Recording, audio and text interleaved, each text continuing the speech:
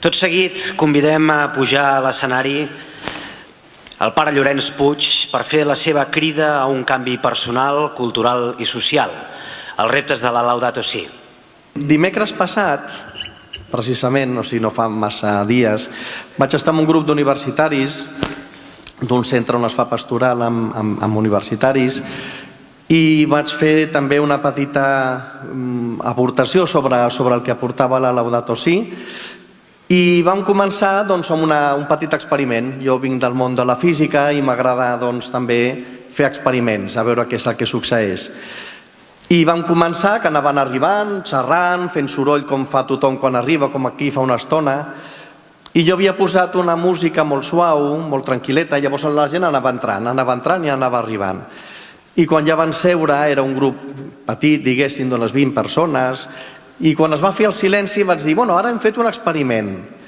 Heu notat alguna cosa quan estàveu arribant? I van dir, algú sí que va dir la cosa i vaig dir, t'has avançat una mica, però bueno.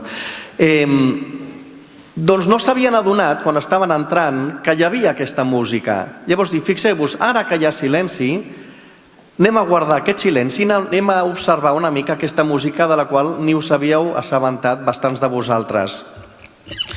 I en fer silenci i assabentar-se i escoltar aquella música sentien que era una música que hi havia com unes onades del mar, hi havia com el soroll del vent, hi havia com unes notes de piano que acompanyaven. Llavors la idea que els vaig voler plantejar és aquesta, que a vegades vivim amb tant soroll i tanta activitat i tant moviment que els sorolls, els sons, millor dit que els sorolls, els sons més profuns del cor i del món no els percebem, perquè vivim massa agitats. Doncs això és una mica el que m'agradaria que passés avui. Per això deia que una conferència, la idea és que sigui com un moment, jo diria, meditatiu. Fer silenci i escoltar les coses més subtils que estan succeint en el nostre món i al nostre cor. El pare Enric Puig ha citat una frase que em serveix molt d'introducció del que vull fer, que és: tot canvi necessita motivacions i un camí educatiu per ser dut a terme. I perquè, de fet, la meva presentació va amb aquests dos elements. Tindrem una primera passada sobre la qüestió, testimonis i necessitat de conversió, que és el que plantejaré al principi, però després el punt gran primer seria entrar les motivacions des de la fe, és a dir, la fe cristiana, la nostra fe catòlica, com recorda el papa Francesc, té grans motivacions per prendre'n seriosament tota la qüestió medioambiental. I després veurem la necessitat de fer tot un camí educatiu gran. Per tant, com deia, la frase que he dit al principi és una frase que em serveix molt com a fil conductor del que farem. En primer lloc, anem a veure aquesta primera passada sobre el tema de l'ecologia, perquè una vegada es pensa que l'ecologia és allò que es diu de veure que hi hagi uns espais naturals protegits, que hi hagi més ocellets, que no hi hagi pèrdua de biodiversitat. Jo penso que el papa Francesc, a la Laudato Si, el que ens recorda és que la qüestió ecològica no és qüestió només estètica o d'una preservació d'uns quants espais naturals, sinó que és quelcom bastant més profund. I citant el patriarca Bartolomé, diu que les arrels dels problemes medioambientals són unes arrels ètiques i espirituals. Per això dic que és important anar una mica al fons, aquest baixaltó per anar a les arrels ètiques i espirituals. Perquè no només vindrà la solució als problemes que estem tenint des de la tècnica, sinó que vindran des d'un canvi de l'ésser humà.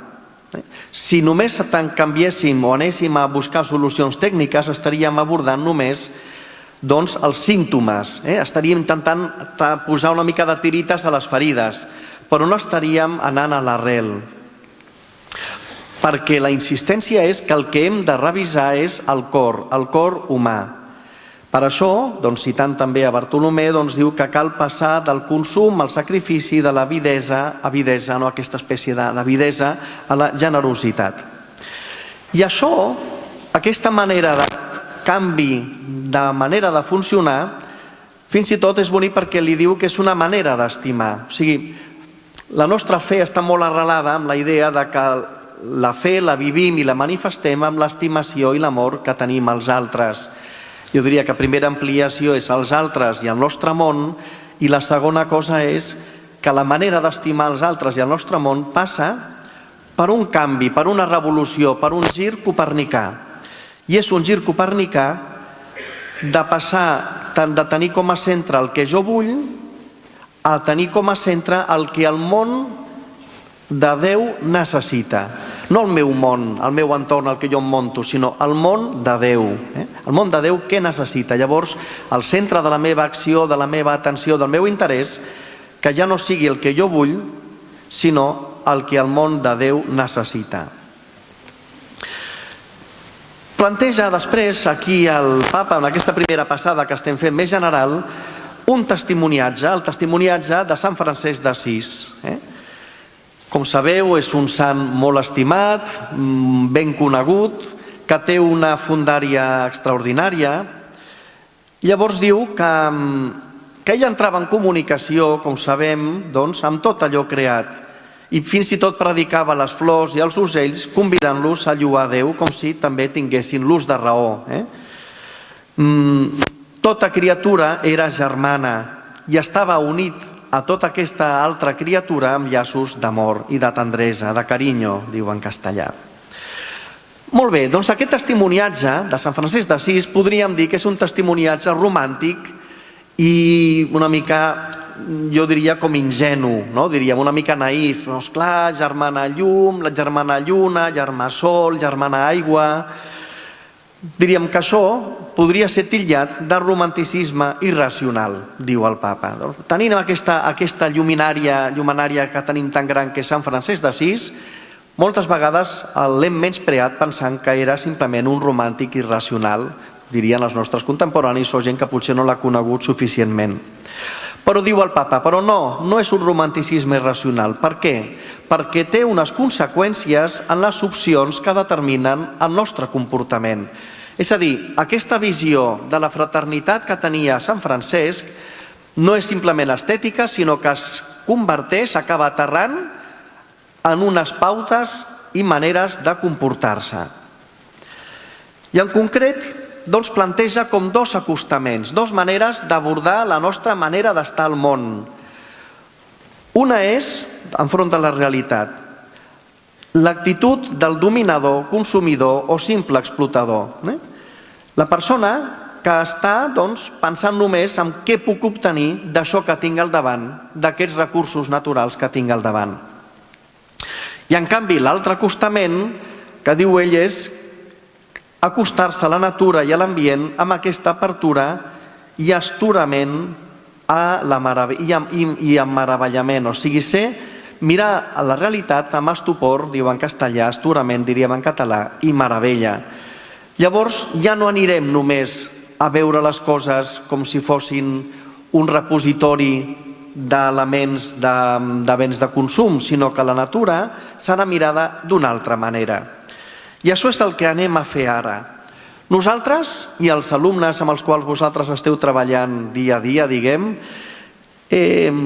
podem contribuir a que mirin la realitat i la natura amb astorament i meravellament, o simplement els deixem que vagin deixant-se portar pel corrent que els porta a ser dominadors, consumidors i simples explotadors. Aquí tenim un gran repte. Com és un repte tan gran, el Papa diu que necessitem una gran conversa que ens concerneix a tots. Per tant, no és un repte que hem de fer uns quants, han de fer uns tècnics, els que es van a trobar amb les grans trobades, com a París va tenir lloc al mes d'octubre, per parlar de la biodiversitat, sinó que del que es tracta és d'una gran conversa, en el qual, lògicament, els educadors i educadores, com vosaltres, tenim un gran paper, perquè això ens concerneix a tots. i perquè es tracta d'una cosa més profunda, que és un canvi de paradigma i un canvi de manera de viure. Necessitem dues coses, diu, una solidaritat universal nova, una consciència de solidaritat. Solidaritat vol dir interrelació, que un moviment aquí afecta l'altre, això vol dir que siguin solidaris, no? Doncs una solidaritat nova, adonar-nos de la xarxa de relacions tan profundes que tenim. I la segona cosa que diu que necessitem és els talents i la implicació de tots per reparar el dany que hem causat per l'abús humà a la creació del món. Per tant, el Papa ens demana que necessitem una conversa, necessitem una solidaritat universal, per tant, un horitzó de la solidaritat universal, i necessitem un mitjà que és els talents i les capacitats i la implicació de tots i de totes. Per tant, aquesta encíclica és una gran crida, una gran, com dèiem abans, una gran petició de dir posem-nos les piles, posem-nos en marxa perquè el nostre món necessita els talents de tots. Això seria com aquesta primera passada. Hi ha una crida aquí. Les arrels del degradament de la natura són ètiques i espirituals. Hem de tocar el fons, encara que sembli racional i romàntic, però que no ho serà perquè ens porta una manera de comportar-nos i d'actuar. Hi ha unes opcions que poden ser difícils i hem d'intentar veure que tenim un paper a jugar. Hi ha un punt després que és entrar a les motivacions. La nostra fe doncs, ens dona bones motivacions per entrar en aquesta dinàmica de la transformació de la nostra societat que tingui més en compte, doncs diria, la justícia social i també la justícia amb el nostre entorn, amb el nostre món. Diu en primer lloc que és important saber que no hi ha una única manera d'interpretar i transformar les realitats. Aquí jo crec que sobretot està com atacant, no m'agrada la paraula tant, però dir, posant en qüestió els que pensen que només la tecnologia serà suficient i ve a dir, no, la tecnologia no és suficient perquè si no reparem el cor humà, les ànsies que després parlarem i l'avidesa que tenim sempre acabarà sortint d'una manera o d'una altra i no solucionarem el problema. I a més, el que és important és que no oblidem la saviesa que tenim al nostre món, en les diverses cultures, en les diverses tradicions religioses, en el paper de l'art i la poesia per tocar i transformar el nostre cor, el paper de la vida interior i de l'espiritualitat. Per tant, si volem trobar una ecologia, una aproximació a la nostra relació amb el món que permeti sanar, guarir tot allò que hem destruït, cap branca de les ciències i cap forma de saviesa pot ésser deixada de costat. O sigui, d'aquí d'alguna manera el que diu és nosaltres, com a Església Catòlica, tenim un paper perquè tenim una tradició de saviesa que no hem d'ignorar, com tampoc hem d'ignorar la saviesa d'altres entorns i d'altres cultures diverses de les nostres. I especialment l'Església Catòlica està molt oberta al diàleg amb el pensament filosòfic, com sabem, i per tant tenim moltes eines per poder parlar seriosament d'aquesta qüestió que afecta l'anàlisi del món, però també afecta l'anàlisi del cor humà. Doncs com deia, insisteix en que les conviccions de la fe ofereixen als cristians i en part també a altres creients grans motivacions. Jo penso que hi ha una crida a recordar nosaltres com a cristians tenim grans motivacions perquè veure el nostre paper dins la creació, així com els nostres deures amb la natura i el creador, formen part de la nostra fe. La nostra fe no és simplement un conjunt de doctrina i d'aplicacions morals a la vida de relació amb els altres, sinó que també té a veure amb la nostra situació i ubicació dintre del món. Per tant, diu que hem de reconèixer millor els compromisos ecològics que brollen de les nostres conviccions. I ara anem a veure aquestes motivacions per on van i plantejaré un punt de partida i 3 perspectives. El punt de partida és recordar la dignitat de tota persona, la dignitat. I aquí té un parell d'expressions que jo penso que són fonamentals. perquè ell parla de que l'ecologia no és l'ecologia només del medi ambient, sinó que és l'ecologia que té en compte també el que passa amb les persones, especialment amb els últims, amb els abandonats, els ignorats, els marginats. I diu, hem de recordar que quan Déu va veure que tot era molt bo, a Gènesi 1, quan és el relat de la creació, tot és bo, tot és bo, tot és bo, quan ja ha creat l'home i la dona, Déu mirà i veié que era molt bo. D'alguna manera això ens mostra la dignitat de cada persona humana, perquè no és algú, no és quelcom, sinó que és algú. Això és important. La persona humana no és quelcom, sinó que Déu al final ha creat un algú, un subjecte, una persona amb la qual poder-se relacionar i poder tenir un tu amb el qual relacionar-se. I ens recorda, també citant a Joan Pau II, que l'amor especialíssim que el Creador té per cada ésser humà el confereix una dignitat infinita, un amor especialíssim. I això és important, com deia abans, que volia que aquesta xerrada fos una mica com meditativa, doncs adonar-nos, si mirem tothom, també les persones menys afavorides, les que tenen més dificultats, les persones que rebutgem sovint, doncs veure que també tenen aquesta dignitat que els prové de l'estimació infinita que Déu els té. I mirant-se un mateix, també és important veure, doncs dic, caram, que bé. Tenim una certesa que ens prové de la nostra fe i és que cada persona no es perd en un desesperant caos ni en un món regit per la pura casualitat ni tampoc per cicles que es repeteixen sense sentit.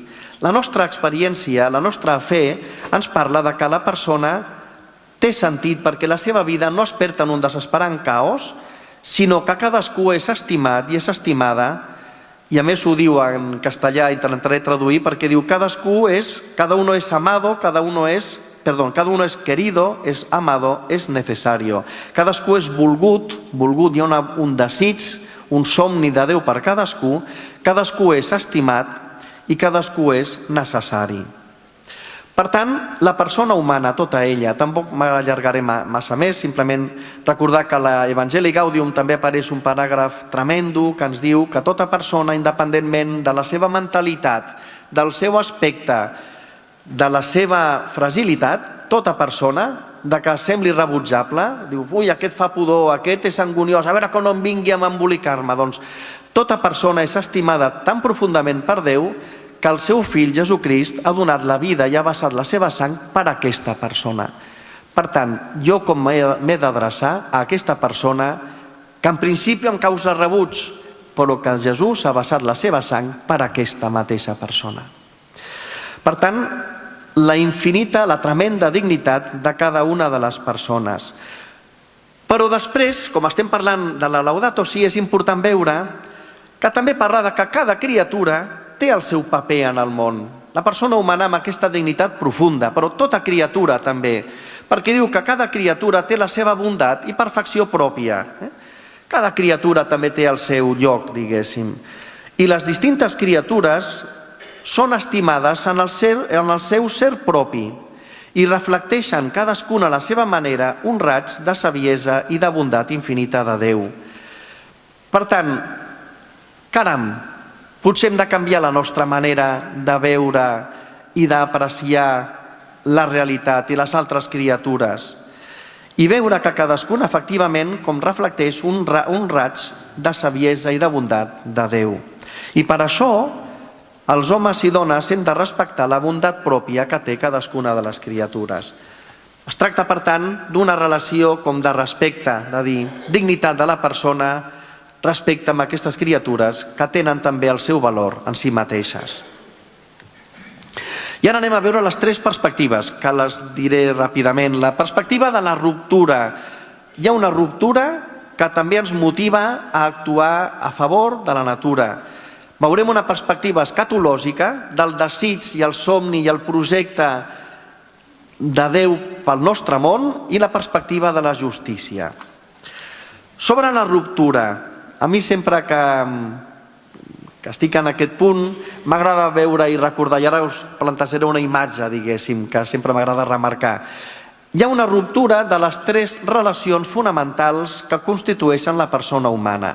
En un altre punt ho diu també el papa Francesc. Diu, la persona no és un ésser individual, com a vegades la societat tendeix a fer-nos creure, sinó que la persona és un ésser fet de i per les relacions.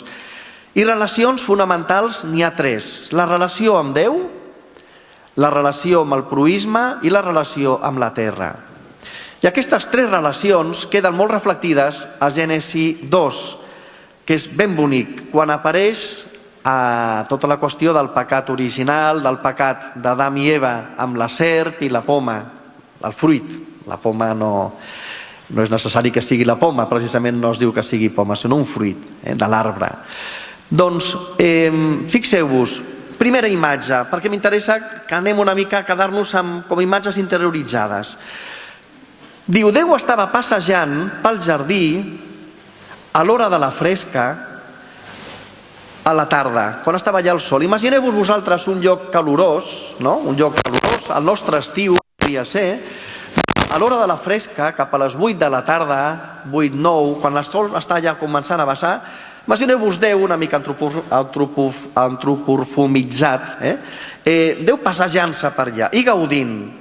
I podem imaginar una mica un Déu que està a l'hora de la fresca amb un aire, una brisa que està bufant i veient el sol que s'està posant, aquell cel que queda una mica net i una mica ja més amb tons matitzats i dient, que bé, que bonic això que ha sortit de les meves mans. Vaig avisar aquestes criatures que són Adam i Eva, l'ésser humà, per gaudir amb ells. I així, quan Déu estava passejant a l'hora de la fresca i que volia dir, Adam i Eva, veniu, ja estem els 3 aquí mirant aquesta posta de sol tan maca i els ocells que ja estan ajocant-se i que estan encara acabant de piular i tot està fent-se suau, com sabeu, i podeu abocar, suposo, als camps a l'estiu, tan bonic, quan comença tot a suavitzar-se. Doncs crida Adam i Eva. I què és el que passa? Doncs que Adam i Eva s'amaguen i tenen por. És que estem nus i hem sentit el teu soroll i no sé què vols de nosaltres, no? Hi ha una relació que s'ha trencat. Aquesta relació primigènia o escatològica, com es vulgui mirar, que s'ha trencat. Déu volia gaudir de tot amb nosaltres i s'ha trobat que tenim por perquè hi ha alguna cosa que s'ha desbaratat, que s'ha desajustat, hi ha un tema aquí que s'ha trencat, una primera relació trencada, ja no tenim aquesta confiança profunda de gaudi espontani amb aquest Déu que vol gaudir amb nosaltres. Segona relació, la relació amb el proïsme, amb l'altre. Això també m'agrada molt, també com a imatge. Recordeu, Adam i Eva, i Déu pregunta, què heu menjat del fruit de l'arbre? I què diu Adam? Aquesta dona que m'has donat m'ha donat a menjar del fruit. L'està acusant, no hi ha una relació harmoniosa entre els dos. També em recorda molt el cas del fill pròdig, no? El germà gran diu, aquest fill teu, doncs mira, s'ha estat consumint tots els diners, acusant-lo a més, no? No diu el meu germà, no diu la dona, la meva dona amb la qual estic, amb la qual gaudeixo de la vida, sinó diu aquesta dona m'ha donat a menjar. Relació amb els altres trencada.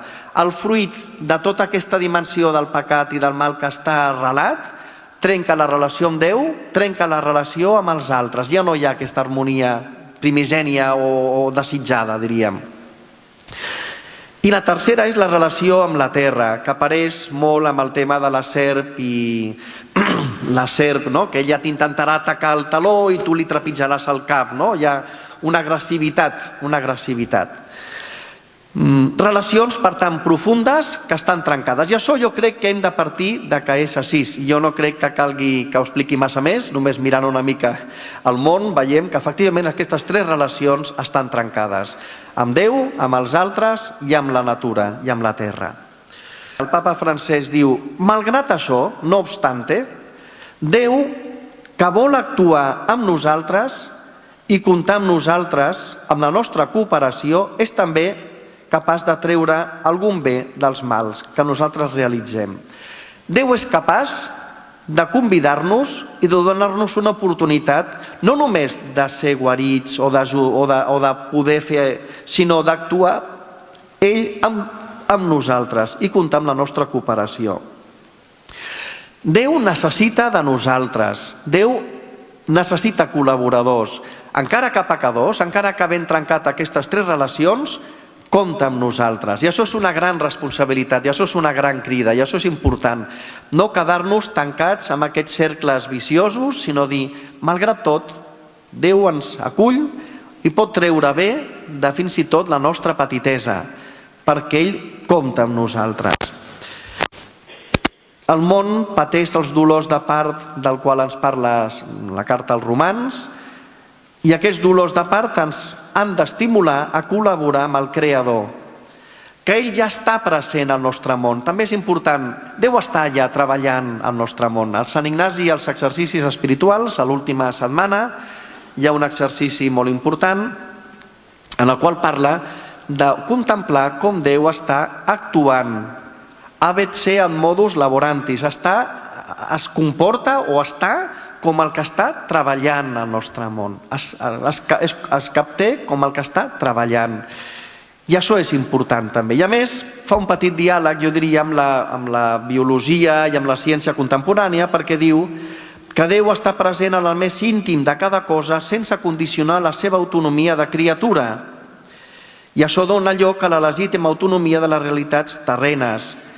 I de fet parla de l'art diví inscrit a les coses, és a dir, el procés evolutiu és com aquest procés en el qual també està realitzant Déu la seva acció creadora. Doncs, com dic, m'interessava que féssim agafar imatges, la imatge de que Déu continua la seva acció creadora a través d'aquest moviment del món cap a la seva evolució.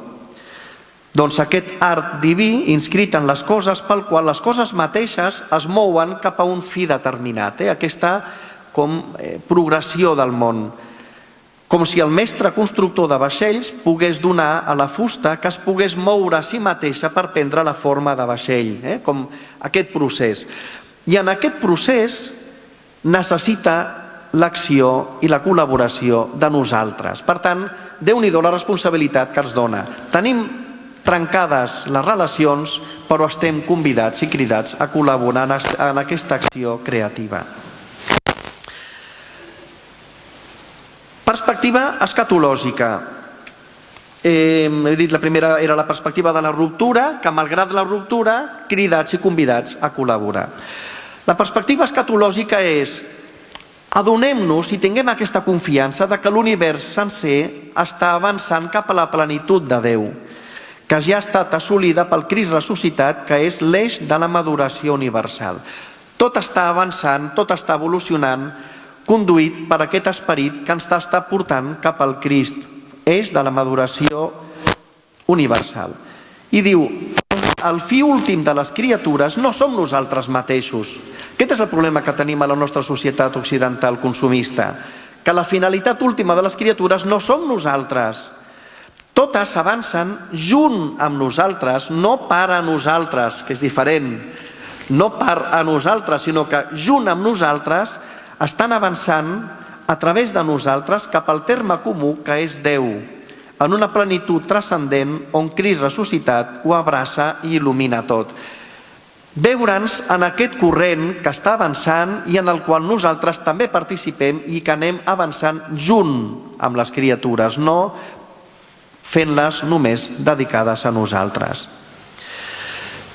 Diu que cada criatura té el seu paper, ja ho he dit abans, té la seva funció, cap d'elles és supèrflua. Tot l'univers material és un llenguatge de l'amor de Déu i de la seva desmesurada tendresa, carinyo, cap a nosaltres. El sol, el terra, l'aigua, les muntanyes, tot és carícia de Déu. Veieu com estic intentant fer-vos veure que el papa, jo dic que és un gran místic i que vol transmetre la motivació a partir d'una experiència mística profunda. Tot això és carícia de Déu. I si poguéssiu vosaltres que teniu contacte, intentar plantejar-nos, podem transmetre una mica aquests elements que no són simplement dels cercles mentals, sinó apertura i dir, és que tot això és carícia de Déu i que puguin gaudir de tot això i veure-ho d'aquesta manera.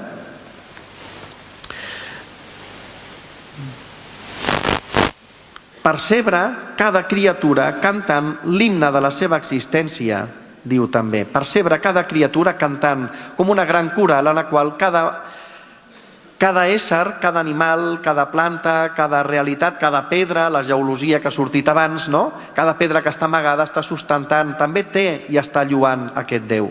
Us podeu agafar el Salm 103, parèntesi 102, i veure aquest gran càntic de lluança. Podeu agafar el llibre de Daniel, que és els laudes del diumenge, no sé si és el primer i tercer, o que surt el càntic de Daniel, aquell llarg, de Daniel 3, que és un càntic on cada criatura diu llueu al Senyor. Doncs tot això es tracta d'anar guanyant. I després veure que cada criatura està habitada també. Cada criatura és lloc de la presència. En cada criatura habita el seu esperit vivificant, que ens crida una relació. L'Esperit Sant està habitant, està basat en el nostre món, derramado al nostre món, i el que fa l'Esperit, com sabeu, ja que això és la dinàmica trinitària que al final apareix a l'últim capítol, és establir relació. I nosaltres, quan ens oblidem de les relacions, estem menystenint aquesta acció de l'Esperit que vol teixir una xarxa de relacions profunda entre totes les criatures. Els bisbes del Brasil han remarcat que tota la natura, a més de manifestar Déu, és lloc de la seva presència. I com deia abans, que en cada criatura habita el seu esperit. També diu una cosa important. Malgrat això, no és que les criatures posseeixin la plenitud de Déu, no. I això és el que a vegades la societat consumista, la societat materialista ens fa creure, que podem trobar la felicitat i la plenitud en les criatures. Diu, no, les coses d'aquest món no posseeixen la plenitud de Déu. D'aquesta manera no faríem un bé a les criatures, perquè no reconeixeríem el seu propi i veritable lloc. I acabaríem exigint-les indegudament el que la seva petitesa no ens pot donar. Per tant, les criatures i els béns materials no tenen la plenitud de Déu, són simplement, però no menys, diguéssim, lloc de presència i lloc que ens convida a la relació i lloc que s'ha de tenir en compte en aquest teixit en el qual Déu va manifestant-se. Però no podem pretendre que les coses ens puguin donar la plenitud que necessitem, perquè la plenitud que necessitem només la dona Déu. I la perspectiva de justícia.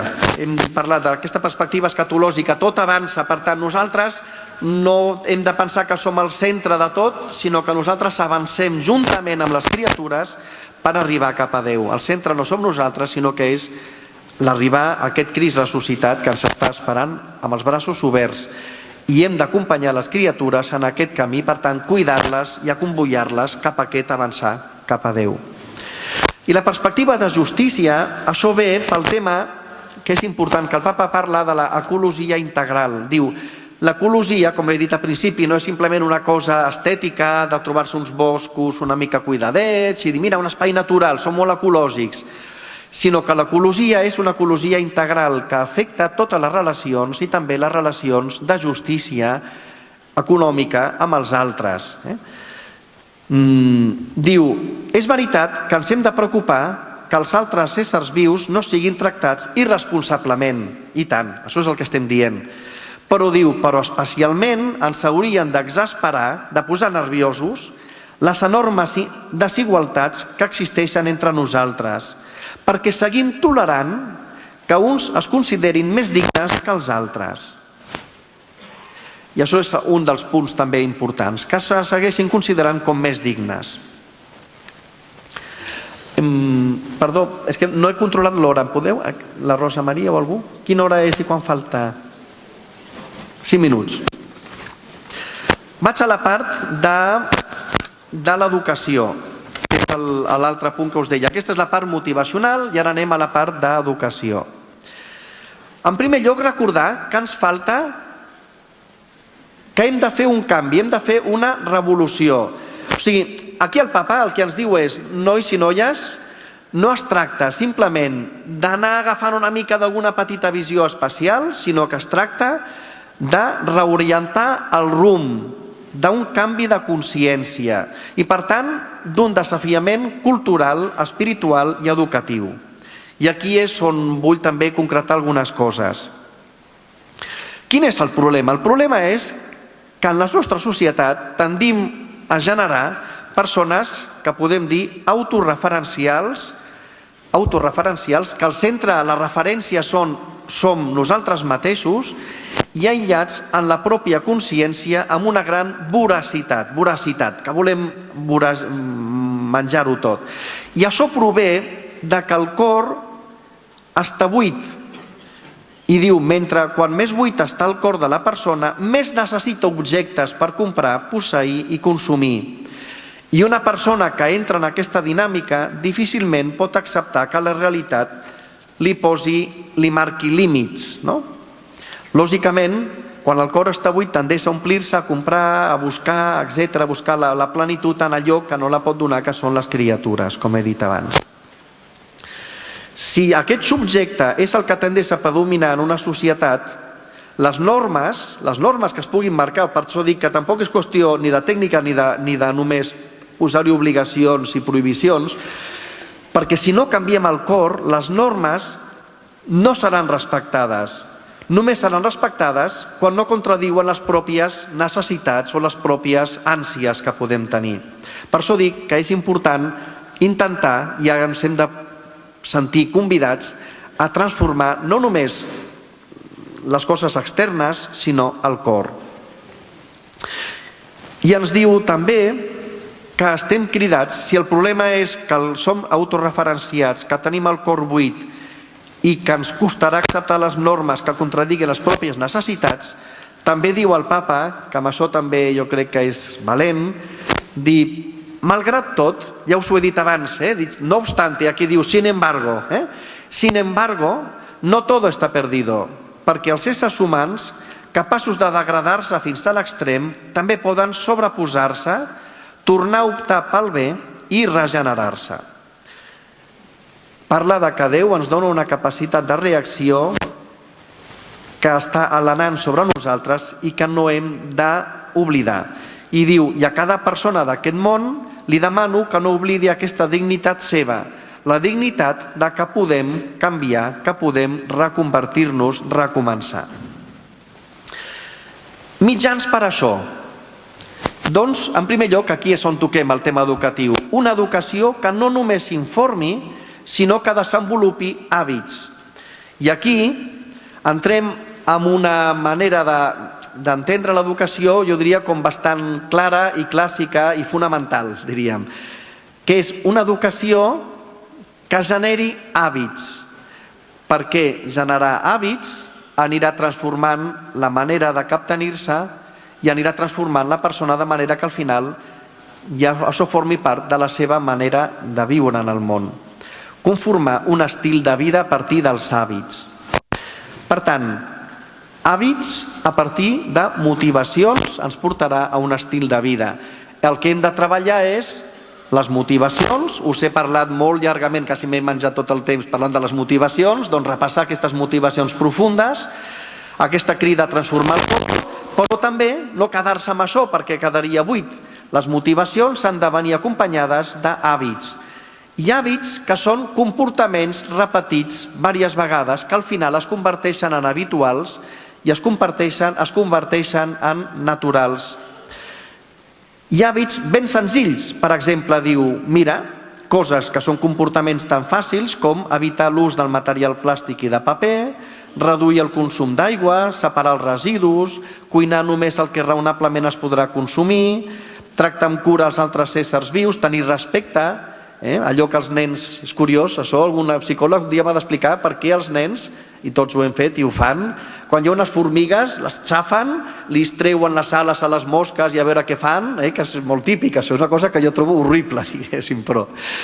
Doncs, educar una mica que hi ha un respecte a fer amb les criatures, diguem, no?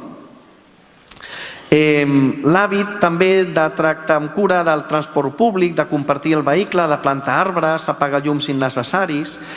Tot això, que semblen accions tontes i senzilles, no? Perquè dius, són accions tontes i senzilles, aquí li posa la transcendència al papa. Diu, tot això, reutilitzar quelcom en lloc de llançar-ho ràpidament, a partir de profundes motivacions, pot ser un acte d'amor que expressi la nostra pròpia dignitat. Fixeu-vos que fort. Aquesta cosa tan tonta, compartir el cotxe, reutilitzar tal, coses molt tontetes, diríem, doncs a partir de motivacions mostren una acció d'amor que ens fa veure i expressa la pròpia dignitat. Una motivació per a aquestes accions, que això apareix també a l'Evangeli Gaudium. Les petites coses són importants, i això penso que també educativament és important. El nen o la nena que li dius llença això a la paperera o mirem de reutilitzar això, en lloc d'utilitzar paper al bal cada dia utilitzem aquests que hi ha, que és un plàstic que es pot netejar i que es pot utilitzar diverses vegades, no? Coses d'aquestes tontes. Diu, no s'ha de pensar que aquests esforços no canviaran el món. Aquestes accions vessen un bé a la societat que sempre produeix fruits més enllà del que els pugui constatar. I aquí ve el que jo dic, un principi de conservació, jo que vinc del món de la física, sempre m'agrada dir-ho. El món de la física es parla del principi de conservació de la quantitat en moviment, de l'energia, etc. Doncs hi ha un principi de conservació del bé realitzat amb amor. Doncs diu així, i el papa, com és químic també de formació, també tindrà el tema de, faig broma amb això, que també té el principi de conservació. Doncs el bé, místicament, també es conserva. Diu, tot això que es fa vessa un bé que sempre produeix fruits més enllà del que es pot constatar perquè provoquen en el si d'aquesta terra un bé que sempre tendeix a difondre's encara que sigui a vegades invisiblement. Per tant, aquesta petita acció agafem la convicció de que sí, de que suma, de que produeix fruits. No sabem quin. Sembla que sigui petit, però és important. I fins i tot una arrel forta.